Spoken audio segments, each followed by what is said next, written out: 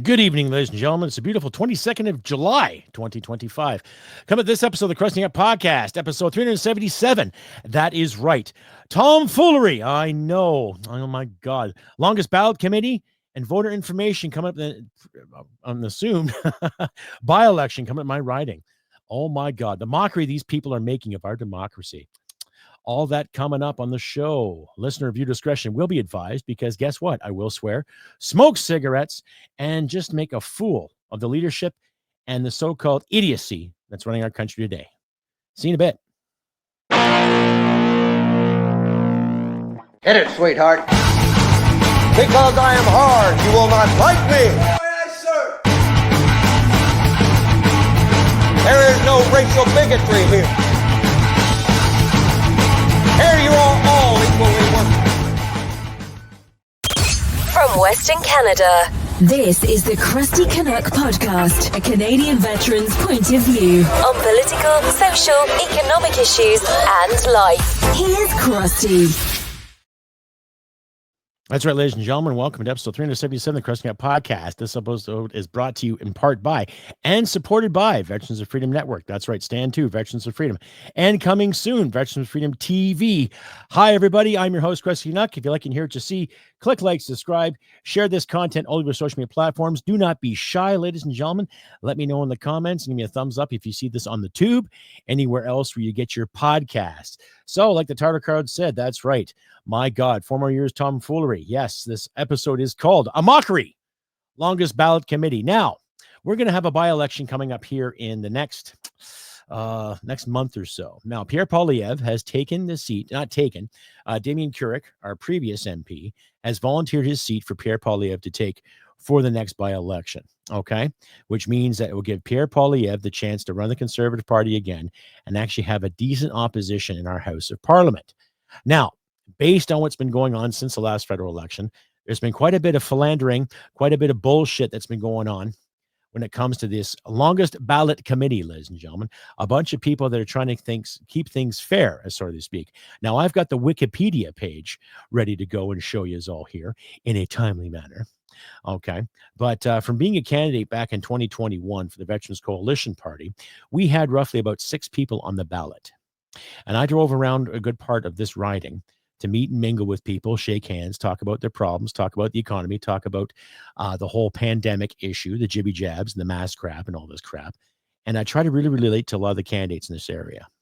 And believe it or not, yours truly here got around 177 votes during that election. So 177 people come out and said yes to me to represent them in Parliament. And to me, I take that as a good compliment. People who never knew me from anything or anywhere at all gave me a chance, voted for me, and I took that to heart. And well, thank you very much. Now, of course, I was beat out by Damien Canuck. Nice guy, good leader, good, strong moral values, good family values, and just an all-around decent guy, you know? And that gave me an insight on the federal process in this country when it comes to running an election or being part of the federal political scheme of things. Now, we all heard about this longest ballot committee, especially when it came to the Carleton Poilievre's riding, where they had something like 90 candidates on a ballot. Now, I'm going to cue up a video here for my friends from Northern Perspective, who basically break down the BS of the longest ballot committee. Okay. And it just keeps proving that the democracy in this country, our democracy, is being well, it already was compromised by the Trudeau government, and it is compromised by the Carney-Blarney crowd. But these people at the longest ballot committee, and I'll just cue this up here for you, ladies and gentlemen, and I want you to read along at your leisure, okay? And I want you to understand something here, that these individuals, I really don't think are in it for us here. I really don't think they really care about what they are doing. Now, according to the longest ballot committee, the Wikipedia page, they're probably the most idiosyncratic, I don't know, they're just idiots, but still, excuse me. The longest ballot committee is a political movement in Canada at one time affiliated with the Rhinoceros Party. Now, those guys were funny back in the day. Known for flooding ballots with a large number of independent candidates in protest of the first past the post voting system. The movement argues there is a conflict of interest when politicians are in charge of election rules and advocates for election law to be decided by a permanent, independent, and nonpartisan body, such as Citizens Assembly. Now, that sounds good on paper. Okay, it does. All right. But there's rules and regulations that are put in our place in order to run a fair election.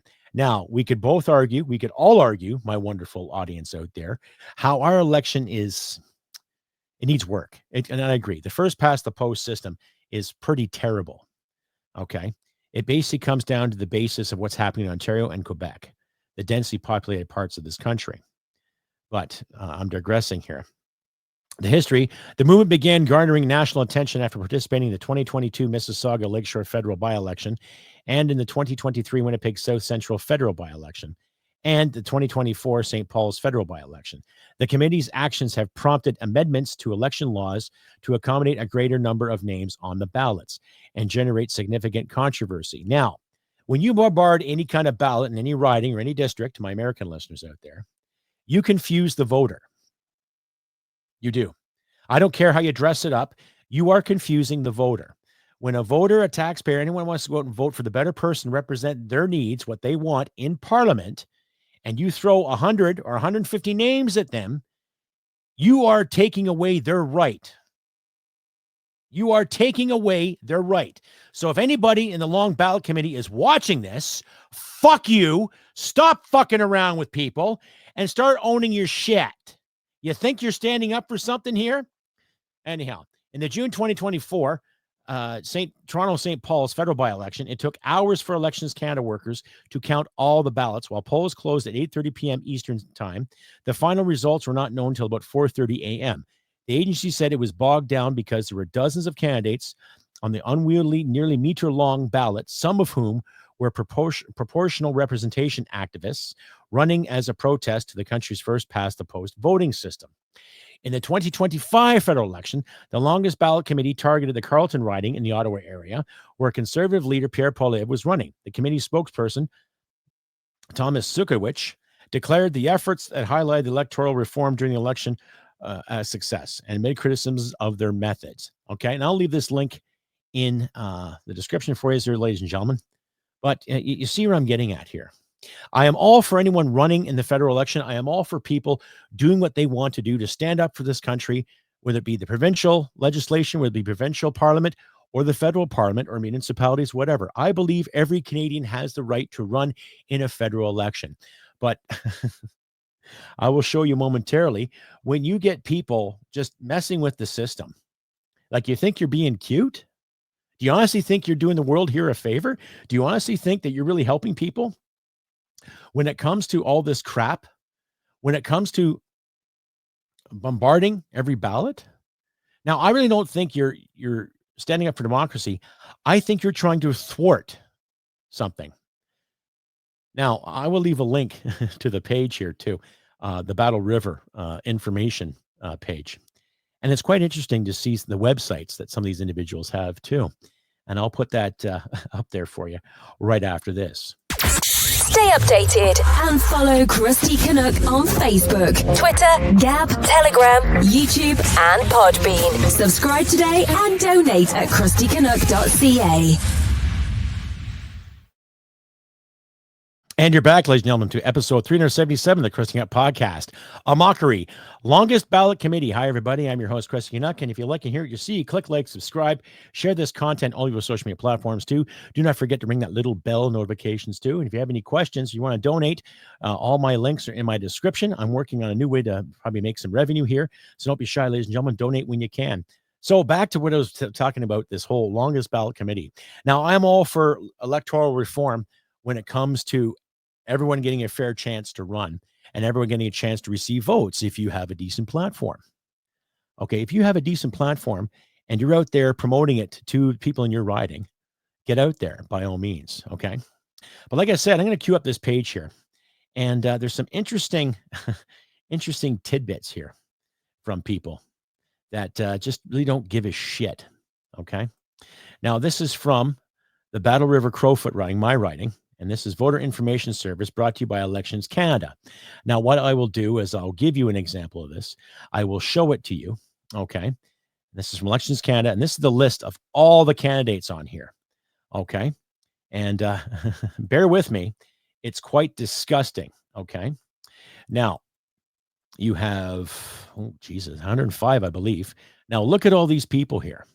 Okay. Look at all these people. They're all confirmed, right? They're all allowed to run. That's fine, right? But they're all independent. Okay. This part of the province in Alberta here, where I live, has been predominantly conservative since Christ was a cowboy. Okay. Now, I've actually sat and I've read Bonnie Critchley's little thing there, and she's actually got some decent talking points. You know, she's a veteran too, ex-military. So she actually has some decent talking points. So I say she's more of a legitimate candidate because she's actually going around and talking to people. Okay. I don't agree with all of her policies, but she's all right. Now, there's a lot of people on this list that are not independent. There's the Libertarian candidate. I think I've talked to Mr. Mike Harris at one time. Decent lad. Okay. Right. And there's another candidate here from the United Party of Canada. And of course, Pierre Poilievre down here, right? Conservative Party. But I'm going to leave this link in my description, ladies and gentlemen, and you'll come across some interesting talking points, right? It's basically just a satire of of all these candidates who think they're doing us a favor in this country. Okay. Like I said, I'll leave this link in my description for you, and you can decide from there. But it's just these clowns at the Longest Ballot Committee are doing nothing but making a mockery. Okay. Making a total mockery of the voting system. Whether you agree with it or not, whether you like it or not, that's fine. You, as a Canadian, as a voter, as a taxpayer, as a citizen, have every right to agree or disagree. But when you get these clowns here who think they're protesting for a better day, they are not. Okay? People, when they vote, they just want to go and vote and be left alone.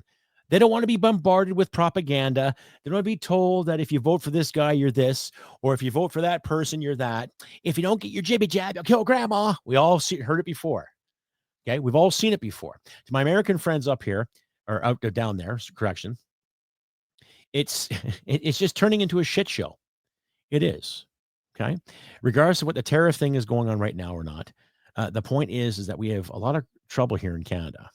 We have got some really, really shady leaders. We've got some terrible bureaucrats, and there's too much money being squandered on things. And we have an electoral system in here that is not providing to be fair and just. It's just being messed with. Okay. There's also some talk too about 121,000 ballots that were not counted in the last federal election. And what I'll do is I'll leave a link to my friends Ryan and Tanya from Northern Perspective. And they have a great story on that too. Apparently there's some issues with ballots in BC and in Quebec, right? So Elections Canada has really got to start smartening up when it comes to getting things done here, ladies and gentlemen. Really got to smarten up, okay? We're not seeing the professionalism.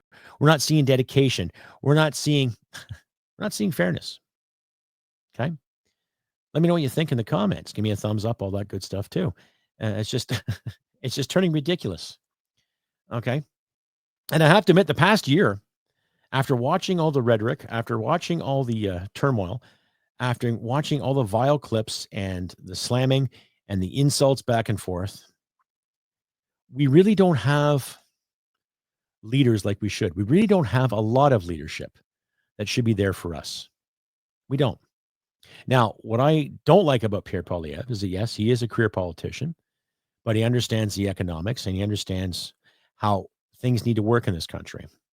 And today, right now, they also have a symposium in Huntsville, Ontario, where all the premiers and Blarney Carney are together talking about mineral development, natural resource development. But as far as I'm concerned, it's all just malarkey. It's all talk, right? It's all talk. It's got nothing to stand on, because the past 10 years, if this Liberal government really wanted to bring things to market, they would. Okay.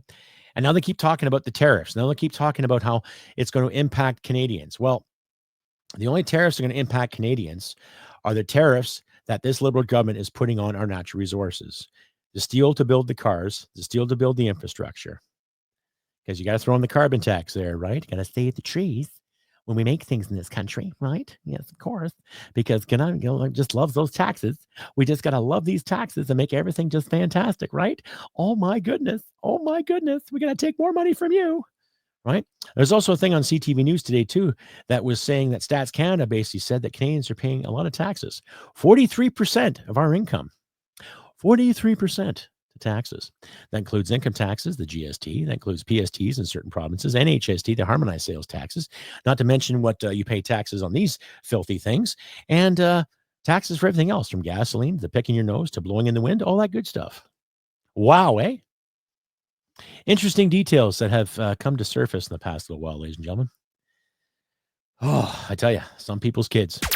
Stay updated and follow Crusty Canuck on Facebook, Twitter, Gab, Telegram, YouTube, and Podbean. Subscribe today and donate at crustycanuck.ca. And you're back, ladies and gentlemen, to episode 377, A Mockery, Longest Ballot Committee. Hi, everybody. I'm your host, Crusty Canuck. If you like to hear what you see, click like, subscribe, share this content all over your social media platforms. Do not be shy. Give me a thumbs up. Give me a comment. Just let your remind yourself, too, if you're subscribed, click the notification bell just to make sure that you're still subscribed here, too. I know there's some people at the tube that keep screwing around with a lot of things, but don't worry about that. Just keep diligent and just keep liking and subscribing, thumbs up, and all that good stuff. So back to the whole Mockery Longest Ballot Committee. I'm all for reforming when it comes to proper elections and proper representation. I'm a firm believer in the saying, not the person, not the party, but the people and the country. Basically, the constituents and the country, too.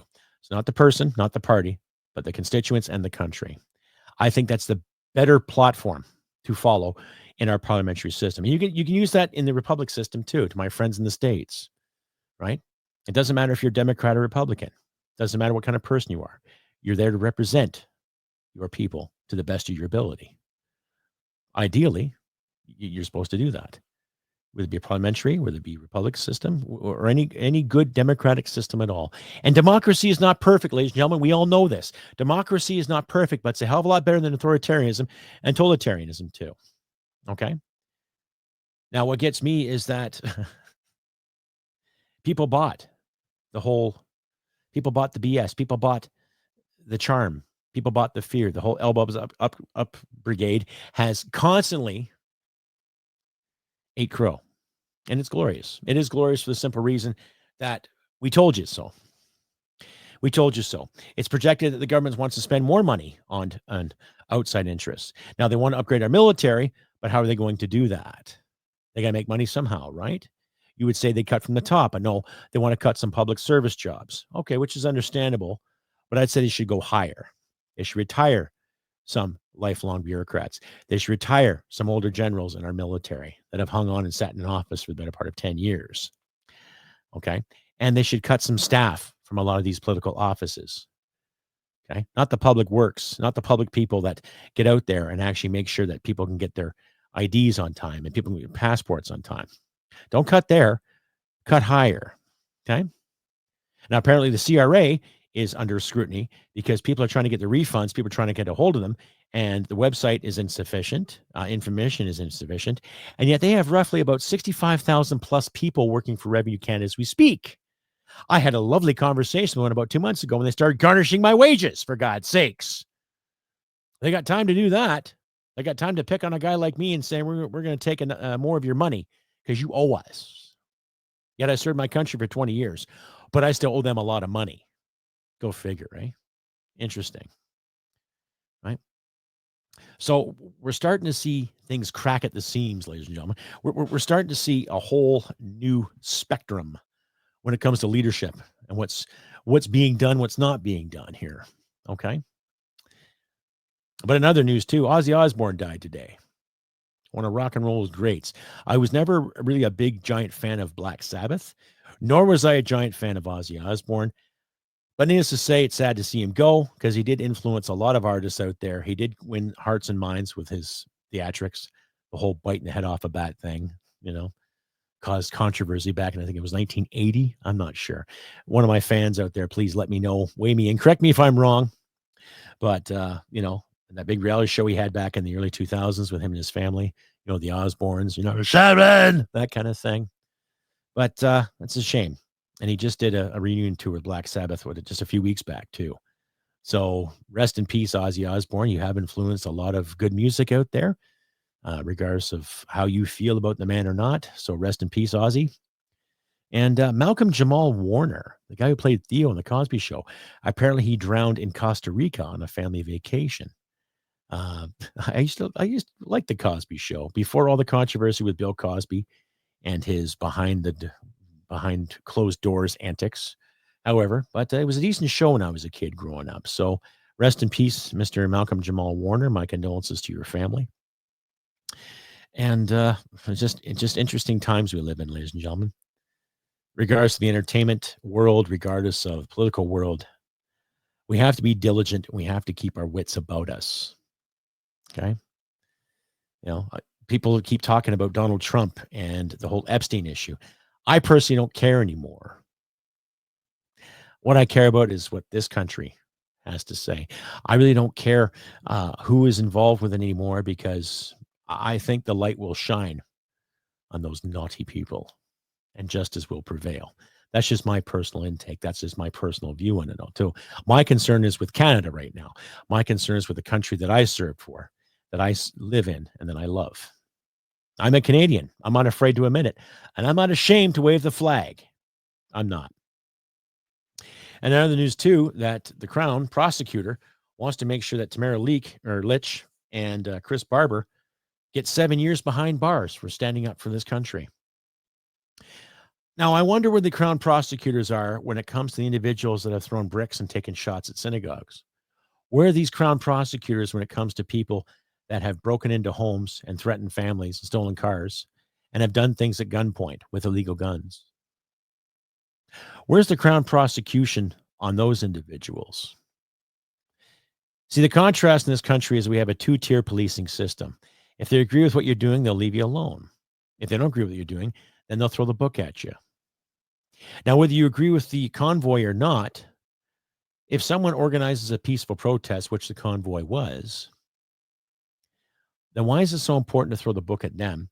And yet when individuals in the Greater Toronto area or Montreal area break into homes and threaten families and threaten their livelihoods or their lives, how come they're passed through the system and released within the next day or within the day of their arrests? It's a contrast, ladies and gentlemen. We have to start thinking about that. Okay. So some exciting times coming our way, ladies and gentlemen, some real exciting times. But that does not give us an excuse to be rotten to people. That does not give us an excuse to lie and cheat and to just let things pass, too. Last month, I was really on this kick about men's mental health, too. And it affects everybody. Mental health affects everybody, too. But especially the men out there. And I'm not trying to be biased, ladies and gentlemen. And I know I've said some things out there to certain wives and to certain girlfriends and people that love their men.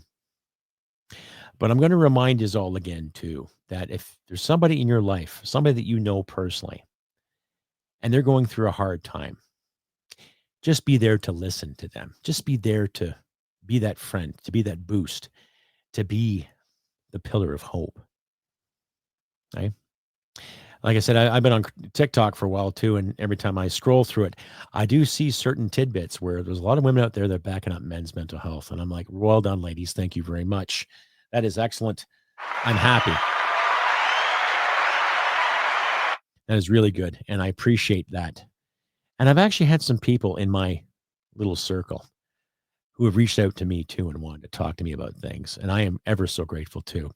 So the men out there that are struggling, to the men out there that are having a hard time, don't hesitate to open up and speak out, okay?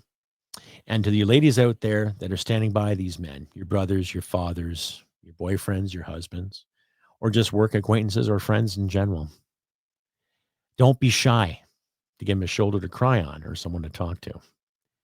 Things are tough all over for everybody. There are people out there that are still resilient. They're still giving 100%, and hats off to you. But there are people out there that are breaking down, and they might need a boost. Gone are the days where you have to keep telling people to suck it up and carry on, because you're not falling off a swing set here, scraping your knee. There are good men out there that are going to work every day, giving 100%, paying their bills, keeping the lights on, doing their part, not just for king and country, but for family and for friends. And things can pile up. Things can get pretty nasty. And sometimes a guy just needs someone to listen. So, ladies and gentlemen, just my advice to you is be the listener and just be there. Anyhow, I have been Crusty Canuck on this 22nd of July, 2025. Weather is good. It's still going to be hot outside. So don't forget to hydrate. Keep your wits about you too. Keep yourselves busy. Do what you can to help you in these trying times. Don't be shy to give someone a hand. Don't be shy to offer someone a hand. And don't be shy to take a hand too once in a while. Nothing wrong with someone offering assistance and you taking that assistance at all too. It's just about trade and commerce and trying to be decent with people. And that's all we can do in these trying times. Just try to be decent, try to be good, just try to be fair and reasonable. Don't take any shit in the process, right? What else can we do? You know, I don't want to see people in both of our democracies, in Canada or the United States, rage in the streets. I like to see fairness, and I want to see the equality of opportunity for everybody. It's not going to be perfect. Some might go with, some might go without, but that's just the balance of things. Okay. We can't change what happened 300 years ago or 200 years ago. We just have to live in the now, and we better start living in the now. Okay. Progress is when things advance, where it helps everybody, not just bits and pieces here and there, where it helps everybody. Okay. Anyway, that's enough of my peace hippie love bantering right now. Like I said, do what you can to help each other in these trying times. Be good to people, right? Look out for your friends and your loved ones, and just be nice to everybody to the best of your ability, folks. That's all I'm asking for. Just do what you can to be civil and to be considerate and be kind. And don't worry about what the other guy's doing. Worry about what you're doing and how you can make it better. That is all. And like I always say, ladies and gentlemen, humanity and merit wins the day. Take care, and I'll see you next time. Bye for now. Hit it, sweetheart. Because I am hard, you will not like me. Yes, sir. There is no racial bigotry here. Here you are all equally worthless. This has been another episode of the Crusty Canuck podcast. Stay sane and thank you for listening. From Western Canada, this is the Crusty Canuck podcast. To my brothers and sisters, I will never forget. Raise a glass to absent friends. Who up?